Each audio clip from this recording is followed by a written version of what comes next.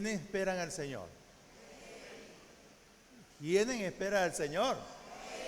Amén. Y si el Señor viniera hoy mismo, ¿usted estuviera contento? No, no escuché. Si el Señor hoy, en este momento, llegara aquí, ¿usted estuviera contento? Ah, sí, así es. Amén, amén. Mire, hermano, no hay más gozo de estar esperando la venida del Señor, ¿verdad? Yo lo espero y ojalá venga pronto. Y en base a eso vamos a hablar recordando la segunda venida del Señor. Repito, vamos a estar hablando, y ya el pastor anterior introdujo el tema de la venida del Señor, ¿verdad? Todo el capítulo 3 de segunda de Pedro habla de la venida del Señor. Y hay cosas muy puntuales que él traza ahí para que nosotros, los cristianos, anhelemos la venida del Señor, ¿verdad? Ahí en esa carta que él nos está recordando, y yo creo que esta es una carta que recuerda constantemente a todas las iglesias la venida del Señor. En otro dice el día del Señor, pero acuérdense que Pablo está hablando a una audiencia que está siendo perseguida, ¿verdad? Perseguida, no hay aparentemente gozo en esos hermanos porque están siendo martirizados, pero en medio de esa persecución, en medio de esa matanza, apóstol Pedro le habla entonces a los hermanos expatriados. Y esta es una respuesta a la primera carta de Pedro. Entonces vamos a estar hablando de ya el final de la carta. Hoy cerramos completamente la segunda epístola del apóstol Pedro y vamos a estar leyendo los versículos del 11 al 18. Así que por favor pongan sus Biblias, enciendan sus Biblias, y los que tienen la Biblia, una copia de la Biblia de este tipo, también le digo que la abran y que son bendecidos porque tenemos esta copia, igualmente los que tienen la Biblia digital. Entonces quisiera invitarle a que abran esa Biblia, esa porción de la Biblia, en la segunda carta del apóstol Pedro. Y es interesante que el apóstol Pedro tiene palabras de recordatorio para toda la iglesia. Fíjense que a manera de contexto, el apóstol Pedro siempre le dice a los hermanos, recuerden estas cosas. Capítulo 1, versículo 17. Recuerden estas cosas, capítulo 1, versículo 18. Y así Pedro va hablando de recordar estas cosas. Ahora la pregunta es, ¿cuáles cosas? ¿Cuáles cosas nosotros debemos recordar? Como nosotros como creyentes del Señor, constantemente debemos recordar algo puntual, ¿verdad? Yo le decía cuando estaba de vacaciones que yo recordaba mi iglesia.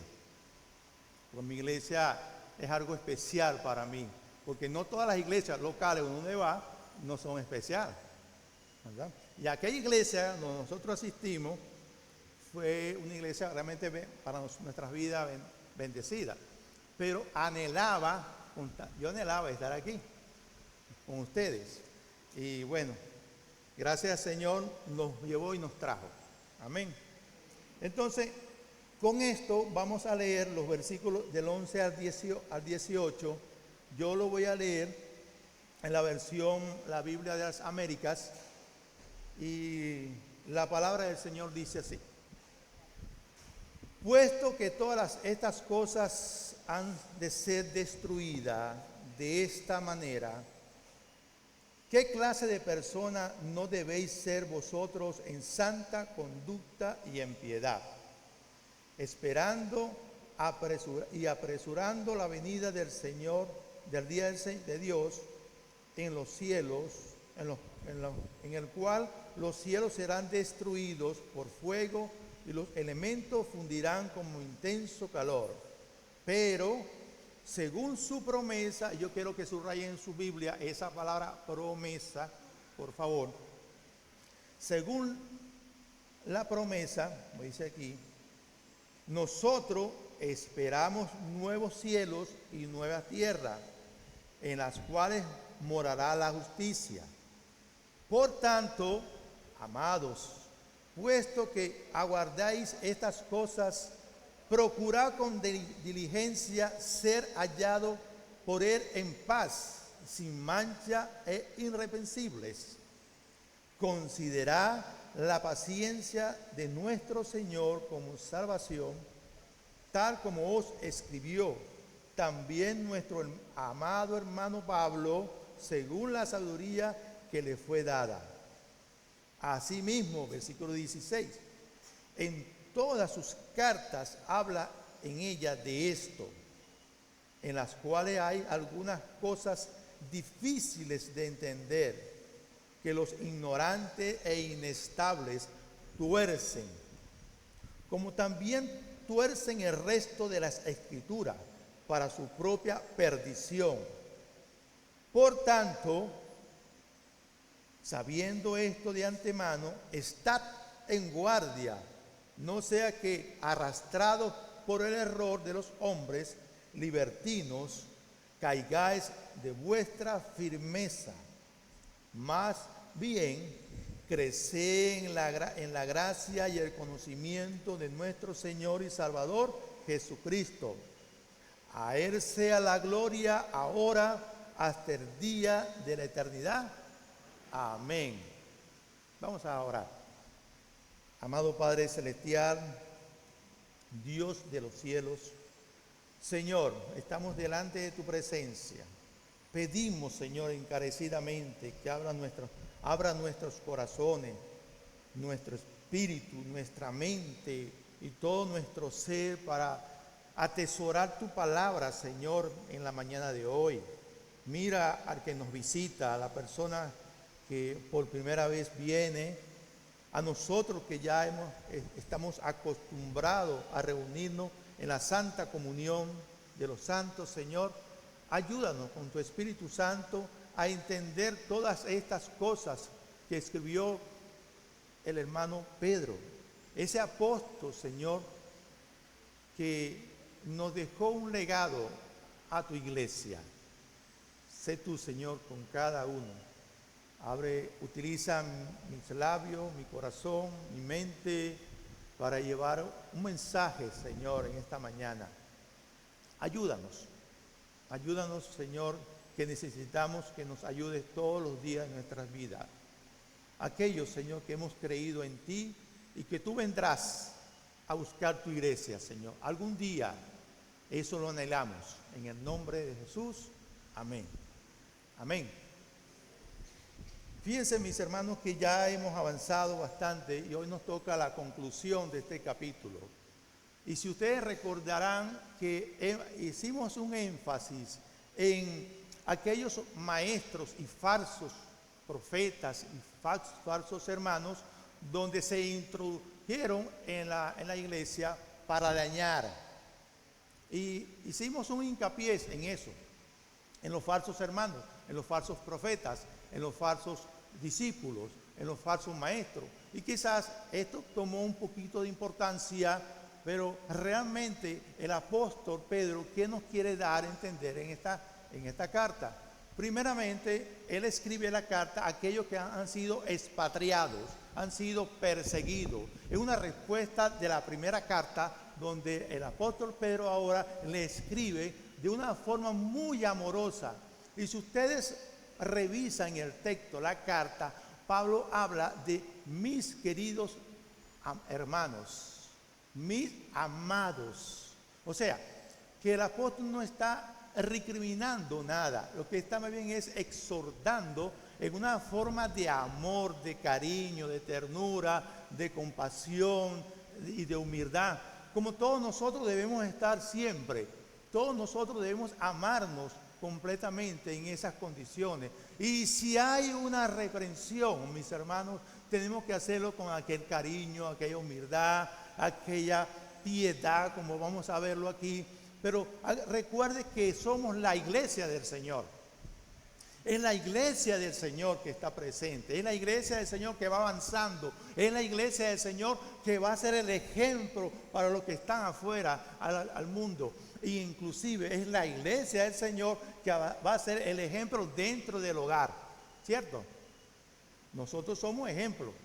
Y en estos días yo meditaba que cuál es el primer ministerio de cualquiera de nosotros, sea líder, sea pastor, o sea lo que sea.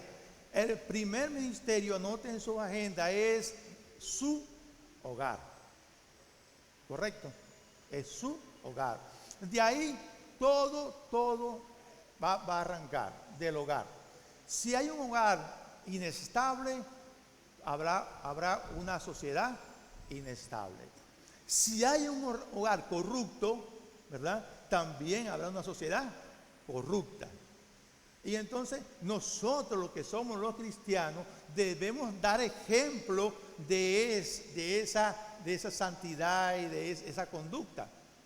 Y es por eso que el apóstol Pedro le está hablando a los hermanos, recordando que la segunda venida del Señor viene pronto, ¿verdad? Y yo estoy hablando aquí tanto a jóvenes como hablaba estos días los de tercera edad. Vamos a hablar de los 60 para allá, ¿verdad? A los adolescentes también. Y recordando todo esto, meditaba, mis hermanos, ¿realmente nosotros estamos preparados para recibir al Señor? Al menos, la carta me dice que todo cristiano verdadero debe recordar que el Señor viene. Esa es una proposición que saco del texto, que todo cristiano verdadero, escuchen bien, todo cristiano verdadero debe recordar la venida del Señor. Todos nosotros. Aunque partimos de este mundo, nuestra mente debe estar centrada en esa venida del Señor. Y la fe cristiana tiene varios pilares. La fe. Y esa fe es en la resurrección de Cristo, que nosotros hablamos siempre en la cena del Señor. Y la otra base fundamental de nuestra fe es la venida del Señor. Amén. Es la venida del Señor. Y es por eso que el apóstol Pedro le está hablando a estos hermanos que están en persecución. Cálmense.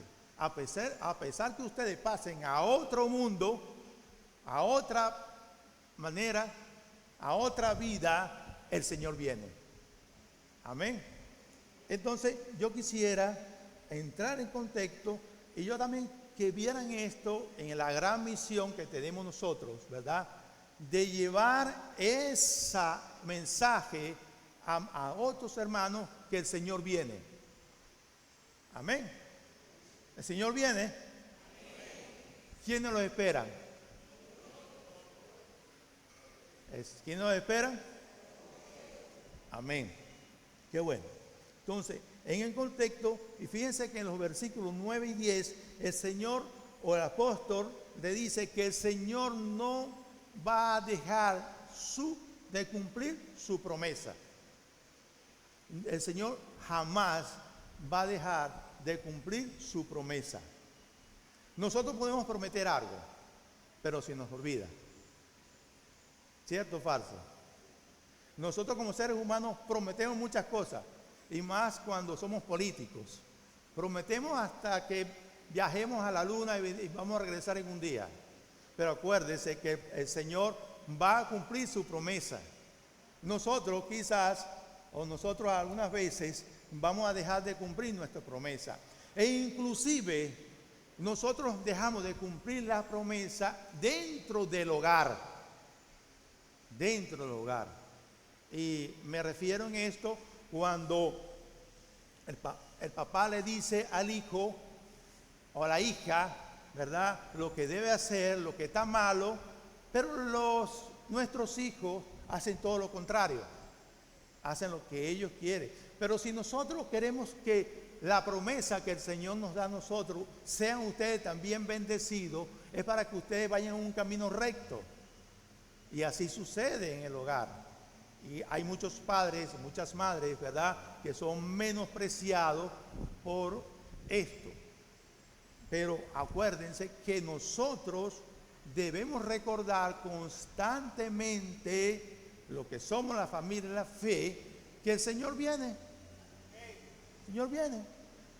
Entonces, en el versículo 9, Él dice aquí, el Señor no se tarda en cumplir su promesa, algo específicamente que Él dice, y con una seguridad divina, dice Él. Y a la vez no quiere que ninguno perezca, sino que cambie su manera de pensar y que se arrepientan. La palabra ahí, arrepienta, significa una transformación mental desde dentro hacia afuera. La palabra metanoia. Pero el Señor quiere que nadie, ninguno, ¿verdad?, perezca, sino que venga en arrepentimiento, se transforme, vuelvan otra vez al Señor y tengan los beneficios del Señor o las bendiciones del Señor. Es un trabajo de nosotros y por eso que en las misiones nosotros tenemos la responsabilidad, esta iglesia, de que fue fundada, tenemos varios frentes en las misiones. En las misiones, que anteriormente eran internacionales, las misiones rurales y las misiones étnicas. Y ahorita estamos esforzándonos, y ustedes bien saben eso, que ahorita tenemos misioneros que se están capacitando para que luego llevar el mensaje del Evangelio, y en ese mensaje del Evangelio que van a llevar esos misioneros está un mensaje especial. El Señor viene. El Señor viene. ¿Cuántas veces tú le has dicho que hay una promesa que el Señor no deja de cumplir? Y esa promesa es que el Señor viene. Tú una vez se lo has dicho a tu hermano, a tu amigo o a tu... ¿Para qué? Para que causen un efecto de que se arrepientan. Cuando leemos un versículo, por tanto, es la razón, la consecuencia, la conclusión, como decía el hermano cuando leyó la carta de los romanos, que dice, por lo tanto, justificado por medio de la fe, tenemos ¿qué? Paz para con Dios. Es la razón, la causa de lo anterior. Y entonces aquí vemos que el apóstol Pedro está hablando, ¿verdad?, y que el Señor no deja de cumplir su promesa, y en el versículo 10 dice que todas las cosas serán sacudidas y destruidas en un santiamén. Acuérdense que el Señor, que aquí hay una oposición férrea de los falsos maestros gnósticos que no reconocían la personalidad de Cristo, su humanidad y su deidad, y Pedro tuvo que confrontar eso. Y él le dice, oye ustedes, ¿verdad?, todas las cosas que ustedes ven en este mundo serán destruidas en un amén y cerrarán de ojos. ¿No es así? Así es. Entonces, con esta introducción, y que nosotros todos los creyentes debemos recordar que el Señor viene, hay algunos aspectos que quisiera compartir con ustedes. ¿Cómo debe la iglesia esperar la venida del Señor? Pregúntale que está al lado. ¿Cómo debe la iglesia esperar la venida del Señor? Hay una manera que yo he puesto esto, una muy simple. Y cuando usted va a un banco, permítemela ahí, que usted tiene mucho dinero, a usted lo esperan. Cada vez que va lo esperan. Y le dan una categoría. La categoría es que usted es un cliente big. ¿Sabe qué quiere decir cliente big? ¿Ah? ¿Qué? Very important person. O sea, persona muy importante. ¿No así? ¿O así? Es traducida al español. Muy importante. El Señor nos considera a nosotros muy importantes. Muy importante. Y fíjense que yo he hecho un acróstico en este estilo. Big pero con B, I y G. Big, B, I y G. En vez de ponerle la P, póngala la G. Y esto quiere decir es vivir en obediencia, imitar a Dios y guardar sus mandamientos. Amén. ¿Está bien? Ya saben lo que es este bosquejo, ¿verdad? Vivir para Dios. En estos días leyendo un libro, se llama En la sala con mi viejo pastor, muy interesante el libro. Él decía a los pastores que a veces nosotros vivimos más dentro de las actividades y menos en la presencia del Señor. Wow, esto me sacudió realmente. Yo me puse a un pastor anciano hablando a un pastor joven que estaba comenzando su ministerio. Y él le dijo estas palabras: recuerda esto. Y me impresionó que él dice: recuerda esto, ¿verdad? Lo primero que tú tienes que hacer, lo primero es tener una relación con Dios. Y es verdad, si nosotros no tenemos una relación con Dios, nuestra manera de vivir falla, está fallando. Entonces fíjense que vivir en obediencia de Dios, ¿verdad?, implica dos cosas. Primeramente, predicar su palabra. Predicar su palabra. Ya hemos hablado tantas veces aquí, mis hermanos, Mateo 28, 19, por lo tanto, y hacer discípulos, enseñándole, ¿verdad? Enseñándole. Entonces, lo primero que debemos hacer nosotros es predicar en obediencia a Dios su palabra. ¿Y cómo debemos nosotros predicar la palabra a aquellos que no quieren escucharnos? Piadosamente. Fíjense que dice el versículo en el 11, y vaya conmigo nuevamente: puesto que estas cosas han de ser destruidas. ¿Cuáles cosas van a ser destruidas? Aquellas que creen, aquellas que va a ser para siempre. Muchos optimistas y pesimistas dicen que esta tierra va a quedar aquí, que esto no va a ser destruido. Pero sin embargo el apóstol Pedro está diciendo a aquellos, ¿verdad?, estas cosas serán. ¿Qué clase de persona o qué manera ustedes deben vivir? ¿De qué manera nosotros los cristianos debemos vivir? ¿Cómo debemos vivir nosotros? ¿Cuál es tu condición de vida en este momento en lo que te conocen?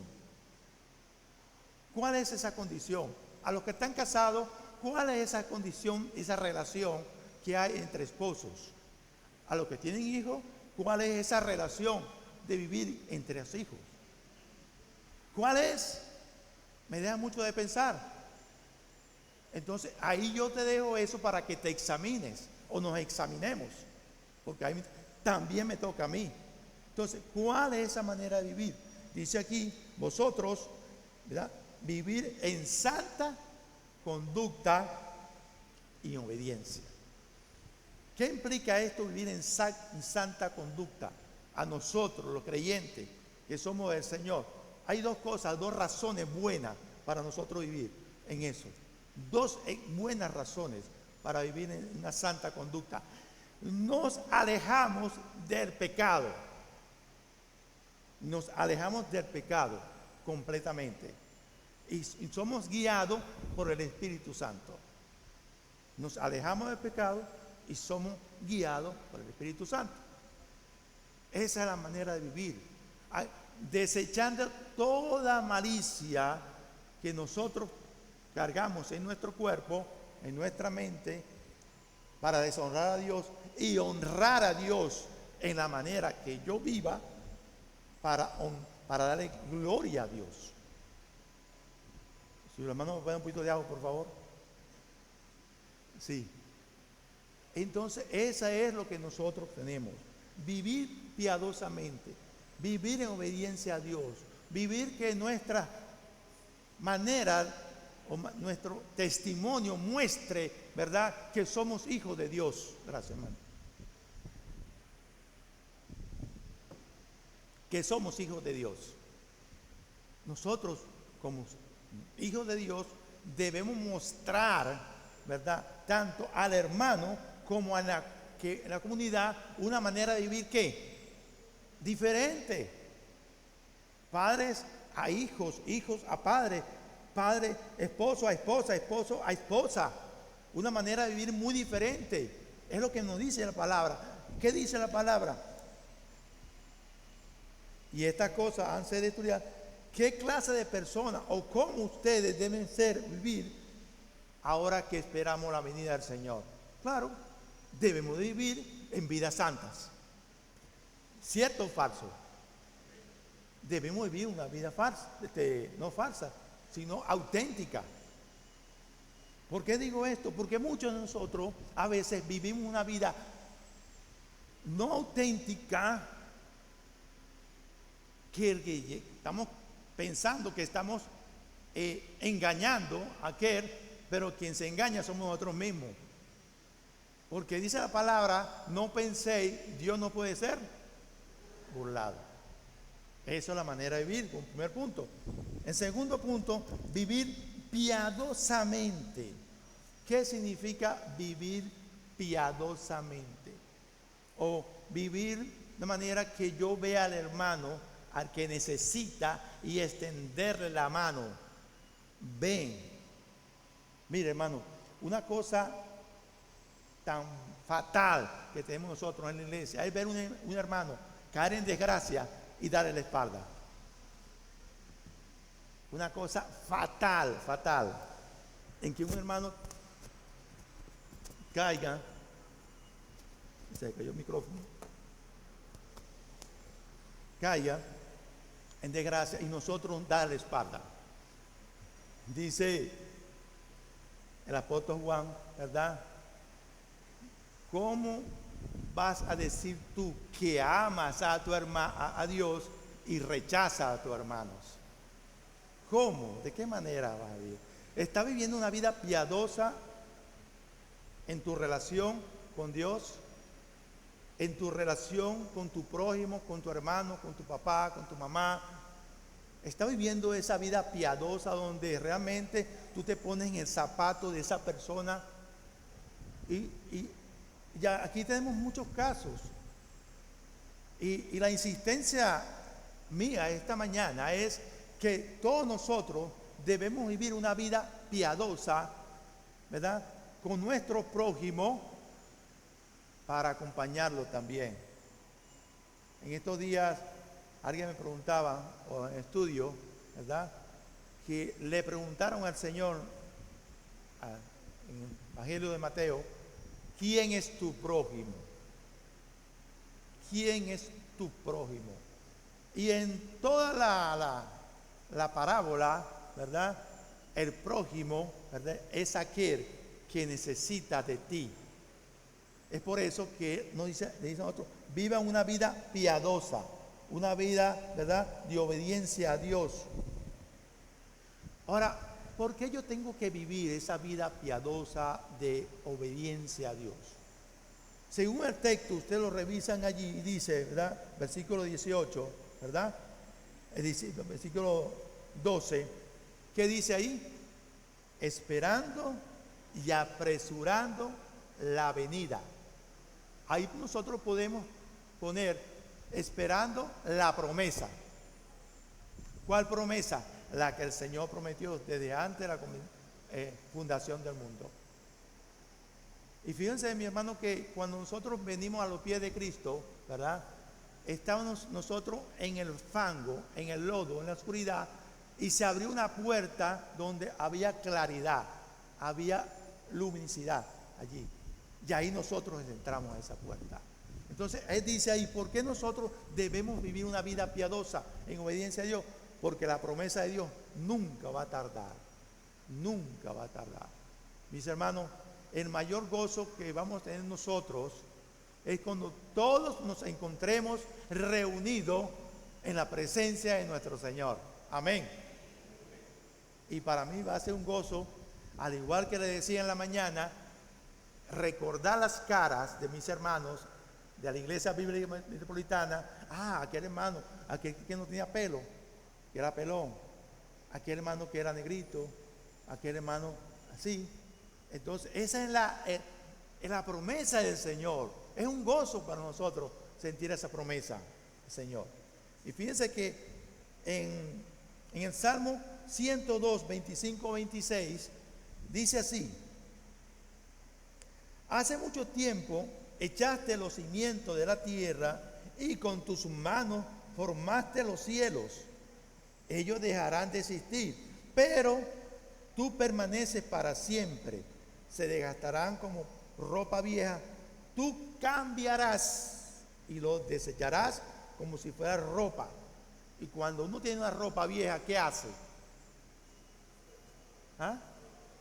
¿Qué hace con la ropa vieja? ¿Y qué se pone? Una nueva. Eso es lo que está diciendo aquí. Fíjense que después dice en el Apocalipsis también, y quiero que vayan conmigo al Apocalipsis, un momentico, versículo 21.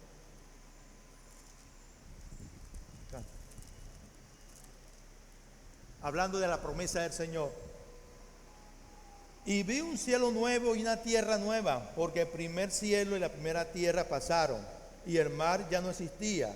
Y vi la ciudad santa, la nueva Jerusalén, que descendía del cielo de Dios, preparada como una novia ataviada para su esposo. Entonces oí una voz, una gran voz que me decía del trono: he aquí el tabernáculo de Dios está entre los hombres, y abatirá entre ellos, y ellos serán su pueblo, y Dios mismo será entre ellos. ¿A qué se refiere el Apocalipsis? Una nueva creación. Una nueva creación. Los cielos y la tierra pasará, pero dice su palabra no pasará. Mis hermanos, estemos convencidos, realmente convencidos, que la promesa del Señor va a venir. Estén realmente convencidos de eso. La promesa de Dios viene, se va a cumplir, bien sea ahorita, mañana, pero viene. Vendrán cielos nuevos y tierra nueva. Muchos especulan con este pasaje, sí. Muchos tienen mucha teología, sí. Pero lo seguro que les digo a ustedes, que el Señor vendrá por su pueblo con un cielo nuevo y una tierra nueva. Amén. ¿Estamos convencidos de eso? ¿Vendrá el Señor? ¿La segunda venida la esperamos? Amén. Entonces, eso es, mis hermanos. Y fíjense que en un cuarto o un tercer punto que me hace aquí es a esperar esa venida sin mancha e irreprensibles.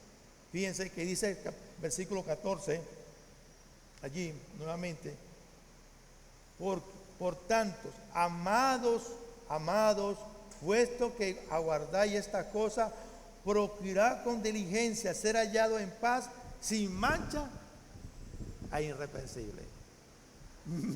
Me pregunto yo, ¿quién puede estar sin mancha e irreprensible delante del Señor? Sí, es mi pregunta. ¿Quién puede estar sin mancha e irreprensible? Alcen las manos quienes que no tienen pecado. Alcen las manos. Todos estamos pecando. Todos pecamos. ¿Quién es irreprensible aquí? ¿Quién es irreprensible? Pero hay una buena noticia, que cuando estemos delante del Señor, Él ya nos ha justificado delante del Padre. Y por eso que el apóstol le dice que estemos sin mancha, porque ya estamos en la presencia del Señor, estamos con el Señor, y la fe que nosotros depositamos es en el Señor. Y ojo, todo aquel que cree en el Señor, que es su Salvador, es justificado delante del Padre. Estamos sin manchas, irreprensibles. Él hizo ese cambio. Él fue al ágora, al mercado, nos compró a nosotros y nos justificó a nosotros. ¡Qué maravilla! Al saber que yo voy a estar sin mancha delante del Señor e irreprensible, cuando Él me llama a su presencia. En aquel gran día habrá muchos de nosotros, sin mancha. Entonces, en conclusión, debemos entender que la paciencia de nuestro Señor es para nuestra salvación. Muchos se burlaron aquí. ¿Cuándo vendrá tu Señor? Eso es embuste. ¿Cuándo vendrá? No. Nosotros estamos seguros, nuevamente les repito, segurísimos de esa promesa y de ese día. Pero muchos que todavía están aquí, debemos nosotros predicar el Evangelio para que entiendan la salvación. Muchos. Y es por eso, y luego repito, que nosotros como una iglesia misionera, ¿verdad?, tenemos la responsabilidad de enviar misioneros allá bien lejos, donde no se llega sino en bicicleta, sino a pie, pero nosotros también tenemos una misión aquí que es predicar el Evangelio. ¿Por qué? En obediencia a Dios. ¿Por qué? Para vivir en obediencia a Dios. ¿Cuántos de nosotros estamos predicando el Evangelio al vecino, al amigo, al esposo que es inconverso? No, pastor, pero me es difícil porque yo no sé hablar. No te preocupes por eso. Usted agarre la Biblia, agarre un pasaje y empiece a leer allí para que escuche, porque la fe viene y el oír. ¿Cuántas ustedes han usado ese método? ¿Cuántas han usado ese método? Te pregunto, ¿cuántas veces usted ha usado ese método? El método de la palabra. No, sin mancha, irreprensible. Dice ahí, para aquellos que se arrepientan y van a Cristo como su Señor y Salvador. Ya vimos entonces, ¿verdad?, la primera sigla, BIC. Ahora viene ¿qué?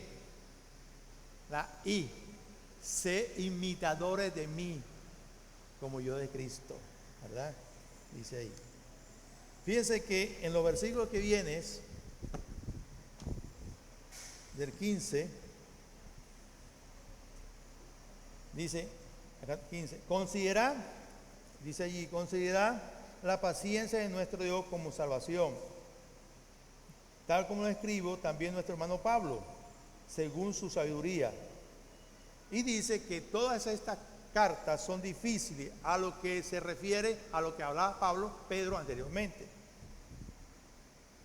Por lo tanto, sabiendo esto antemano, está en guardia. La palabra está en guardia es un imperativo allí. Está. Y tenemos que ser imitadores del Señor. Está en guardia. Guardia significa alguien que está frente de una cosa, esperando una arremetida y logra salir triunfante allí. Está en guardia. Pero esa imitación debe ser en dos posiciones: creciendo en la gracia y en el conocimiento de Dios. Creciendo en la gracia y el conocimiento de Dios. Es lo que nos está hablando aquí el apóstol. Y dice, crecer en la gracia y en el conocimiento, versículo 18, de nuestro Señor Jesucristo. Y es la exhortación ya final, que es guardar, imitar, crecer en el Señor. En esta carta, en estos versículos, vemos al menos dos cosas, mis hermanos. Esta carta nos enseña, ¿verdad?, que debemos vivir para la gloria de Dios, que debemos imitar a Cristo y que debemos guardar para crecer en espíritu. ¿Lo estamos haciendo? ¿Estamos haciendo eso? ¿Estamos guardando todo lo que el Señor nos guardó? ¿Estamos amando al prójimo? ¿Estamos viendo con compasión a aquel que necesita, al hermano, al amigo? Son palabras que resuenan en nuestra mente a veces. Estoy poniendo las cosas de mi Señor en primera orden. Cuando yo no dejo de asistir al culto porque me siento bien, estoy obedeciendo la palabra del Señor? Son cuestiones que debemos meditar. Una de las cosas que mi esposa y yo, cuando fuimos de viaje, lo primero que buscamos fue una iglesia. Estamos preocupados porque no sabíamos dónde quedaba una iglesia. Mis hermanos, y al echar la mirada de un apartamento hacia abajo está una iglesia reformada. Y yo me ponía a ver así, a ver si había movimiento de gente. Oye, hoy te voy a bajar. Nadie. En todo el día no había nadie. Pasó el lunes, el martes, el miércoles, el jueves, el sábado. El sábado vi que alguien se asomó, que estaba trotando. Y yo bajamos todos y le preguntamos que a qué hora era el culto. Pero no me fijé que había un cartel que decía, ¿verdad? Los domingos, discipulado, toda la mañana, de 8 a 12. Aquí lo hacemos, ¿de qué hora? De 8 a 9. Me llamó la atención eso. Segundo, de 12 a 2, culto de oración. Me llamó también la atención eso. ¿Aquí lo hacemos cuándo? ¿A qué hora? ¿Cuántas horas? 1 hora. ¿Quiénes vienen?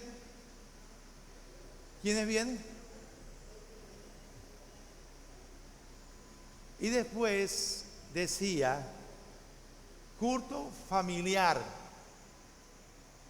de 7 a 10. Me llamó la atención eso. Y estaba el pastor principal, porque yo sé, y le pregunté a qué hora era el culto. Él me dice, mira, ahí está puesto. Me alegró bastante y nos alegró bastante porque el día siguiente, domingo, íbamos para el culto. Y estábamos emocionados, todos nosotros, los tres que estamos emocionados. Pero había un detalle, mis hermanos, un pequeño detalle insignificante para todos nosotros. Y lo voy a confesar aquí. Era en portugués.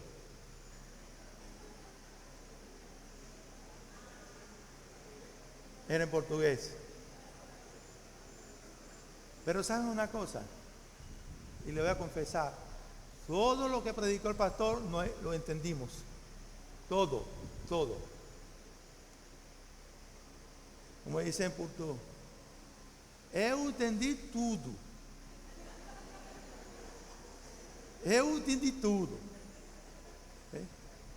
Mi hermano, de verdad nos sentimos nosotros bendecidos en esa iglesia porque buscamos el rostro del Señor y nos acordamos de su promesa y nos acordamos de su palabra y nos acordamos que somos una iglesia viva, que debemos reunirnos todos nosotros, bien sea en el culto, bien sea en la célula, bien sea personal, mi hermano, somos una iglesia viva.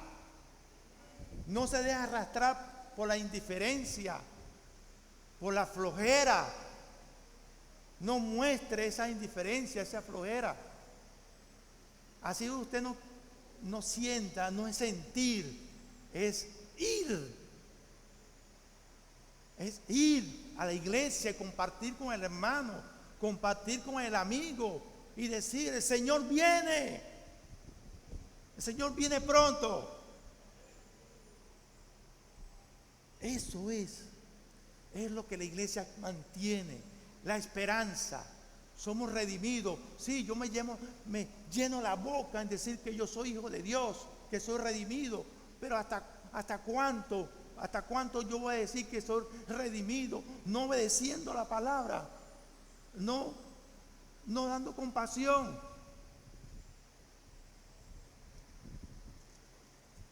Fíjense que el apóstol dice, a Él sea la gloria ahora hasta el día de la eternidad. Repito, a Él sea la gloria, ahora hasta la eternidad. Yo quisiera que estas palabras, a Él sea la gloria, cuando estemos en nuestro último día, que sabemos que vamos a partir de este mundo, decir, a Él sea la gloria, ahora y hasta la eternidad. A Él sea la gloria. Porque Dios es el que nosotros debemos proclamar. Al Señor nosotros debemos obedecer. Al Señor nosotros debemos imitar. Porque somos big. Somos big. A esos, mis hermanos. Unas últimas palabras de aplicación. ¿Qué estás haciendo? ¿Qué estás haciendo? ¿O qué estamos haciendo para recibir al Señor? Vienen los días de Navidad. ¿Qué estamos haciendo? Y segundo, ¿cómo te estás preparando para recibir al Señor? ¿Cómo te estás preparando? ¿O cómo nos estamos preparando para recibir al Señor?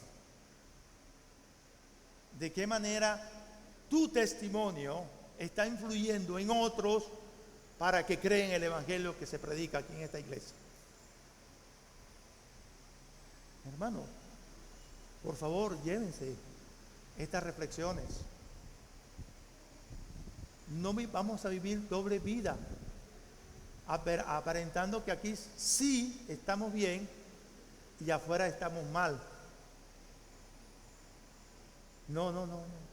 Y esta reflexión es me recuerdo las palabras del profeta, el escriba Edra, cuando predicó, decía, y predicó que desde el menor, del más pequeño hasta el más viejo, empezó a llorar. Mis hermanos queridos, ¿vamos a seguir esperando la venida del Señor? Sí, pero mientras tanto tenemos una responsabilidad de llevar el Evangelio, de predicar el Evangelio, de enseñar el Evangelio, y como misioneros, todos nosotros que somos misioneros del Señor, tenemos que tener esa responsabilidad. Tenemos, me incluyo. Nadie se excluya de esta misión. Deben recordar siempre esto, siempre estas cosas. Recuerden estas cosas.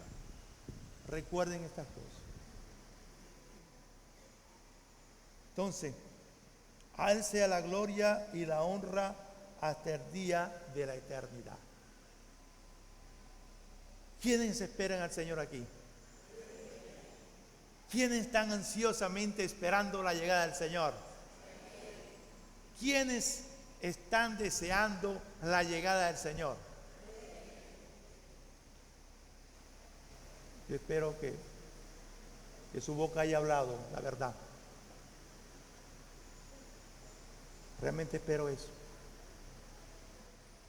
Que el que haya dicho amén, recuerde este sermón y no se arrepienta mañana al salir de la puerta y su vida sea transformada. Es mi anhelo que ustedes al salir de esa puerta recuerden estas cosas, mis hermanos. Somos hermanos big. Gracias al Señor.